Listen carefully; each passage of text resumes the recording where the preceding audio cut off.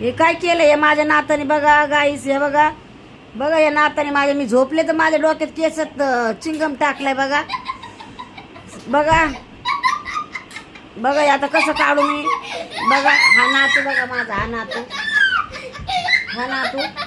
बघा हे कसे हसत आहे बघा, हे दोघं हसत आहे बघा. हे कसं टाकलं चिंगम बघा.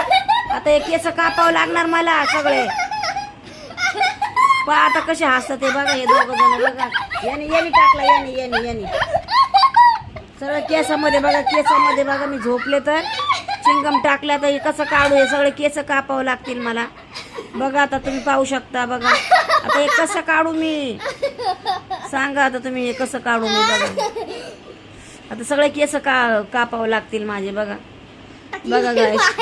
आता हे सगळे टकली होईल मी. आता तुम्ही विचारणार हे केस कुठे कुठे गायब झाले तुमचे, काय झालं तुम्हाला बघा. आता हे माझ्या नातवाने बघा, असे आतरंगी नातू आहे ते माझे मोठ्या मुलाचे हे बघा.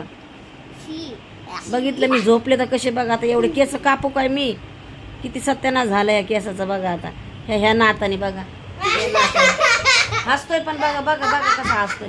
आता बघा कसा हसतोय बघा. मी झोपले तर पुरे केसाचा सत्यानाश लावलाय. हा आता हे काढू कशी मी सांगा बरं. पूर्ण सत्यानाश झालं या केसांचं, तर कापावं लागतील बघा बघा गाईस. आता तुम्हीच कसे नातवंड करतात माझे बघा. एक तर केस माझे अगोदरच पातळ आहेत हे बघा. आता हे बघा, हे बघा. आणि त्याच्यामध्ये चिंगम लावलाय त्या नाताने माझ्या मितांशनी. हा मितांश बघा कसं हसतोय बघा. हा सांगा बरं बघा. आता तुम्हीच कसं काढू मी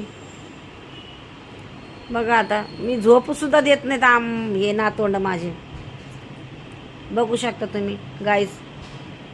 आता तुम्ही काय कमेंट करा मला कसा काढायचा तो चांगले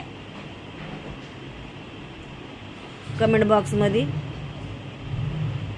आणि तुम्हाला पण असं कोणी लावलं तर तुम्ही सावध राहा नातवंडापासून.